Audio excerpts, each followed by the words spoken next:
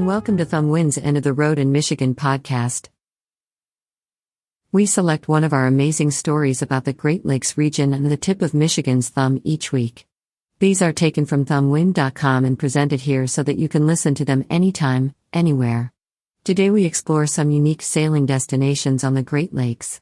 We are sure that you will find a destination or two intriguing for your next cruise. So sit back, relax, and enjoy this week's tale from the end of the road. 11 unique Great Lakes sailing destinations to explore. As the weather gets warmer, you'll be thinking of new places to sail and enjoy in the summer. These Great Lakes sailing destinations offer so much to see and do. Here are just a few of some of the best destinations you'll want to check out and what you can find when you take your sailboat or cruiser from port to port. Number 1, the town of Erie on Lake Erie. This is one of the most prominent Great Lakes sailing destinations on the list, thanks to a large natural harbor that has allowed an entire city to spring up around it. As a result, you can find everything from restaurants to museums and water parks when you visit in the summer months. It's also an excellent spot for those who love water sports. You can find lots of places to swim in the lake, ride dinghies, and more. As the city of Erie is so big, you'll find that it can get rather busy during the summer. As such, you'll want to pick your time to visit wisely. Going during June or September will ensure that you'll encounter fewer crowds. Number 2, the Apostle Islands, on Lake Superior. For those that want to experience nature, you'll want to add the Apostle Islands to your bucket list. These are located just off the Wisconsin shore, and you'll find there are 21 islands ready for you to experience.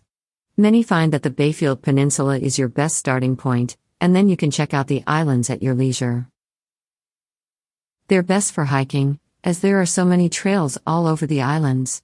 You can also explore the sea caves formed from the erosion of the bedrock by the waves. The best way to do so is by kayak or simply swimming in for a look. Number 3, Manitoulin Island, in the North Channel of Lake Huron. For those who want to enjoy a cultural hub, Manitoulin Island is where you want to be. You can find a range of museums and art galleries in Gore Bay, making it the perfect place to spend a day or two. You can also pop into the shops and cafes, making it a great summer destination. When it comes to sailing, this is among the Great Lakes sailing destinations for more experienced skippers. The currents can change rapidly here, thanks to the narrower regions of the North Channel, so you'll want to be able to handle this with ease. There are lots of beautiful inland lakes here, such as Lake Mindamoya, that you'll want to be sure to visit. Number 4, Middle Grounds Island in Saginaw Bay, off of Lake Huron. Sailing into Saginaw Bay from Lake Huron, there is a wildlife paradise that is perfect for kayaking and canoeing. Within the Wildfowl Bay Wildlife Sanctuary is Middle Grounds Island.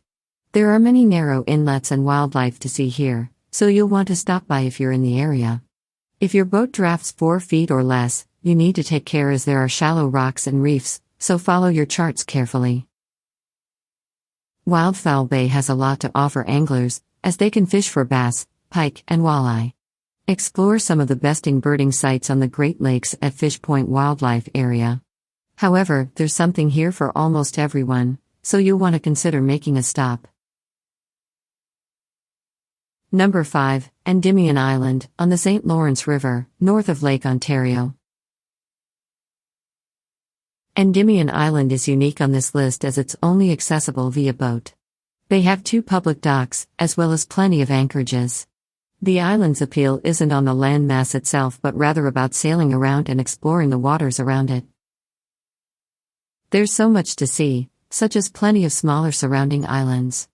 This is among the Great Lakes sailing destinations where you will be able to find a little hideaway and enjoy some time on deck during the summer months. Number 6, St. Ignace Island in northern Lake Superior. Lake Superior is the largest and deepest of the Great Lakes, so it's best for those more experienced at sailing. Of the Great Lakes sailing destinations on this list, this is the furthest north. The weather changes quickly here, and it can get colder than you'd expect. If you can navigate the waters, there's so much for you to explore. For example, you can explore St. Ignace Island, one of the largest lake islands on the Canadian side of Superior. It's a good spot for camping with multiple campsites, and there are many hiking routes to check out while you're here. If you like spending time in the wilderness, you will love it. Number 7, Bowers Harbor, on the West Arm Grand Traverse Bay, east of Lake Michigan. Are you more interested in relaxing during your summer trip? Then you'll want to make a beeline to Bowers Harbor. Known for calm waters of Grand Traverse Bay, you can enjoy protection from the western winds and weather, and it's highly accessible, making it the best place to stop and relax. Many like to make a pit stop here to sunbathe or eat. Of course, there is a lot to do on the land itself. There are plenty of local restaurants, and if you're into wine tours, you can take a tour of the Bowers Harbor Vineyard. There's something for every sailor, so if Bowers Harbor is on your way, you'll want to take a look and see what they offer. Number 8, Michigan City, Indiana, on Lake Michigan. Michigan City is a famous boating spot, as it's the home of the annual in-water boat show. You'll also see it being used as a stop in the Labor Day Tri-State Regatta, where sailors race from Chicago to St. Joseph, then on to Michigan City to Chicago.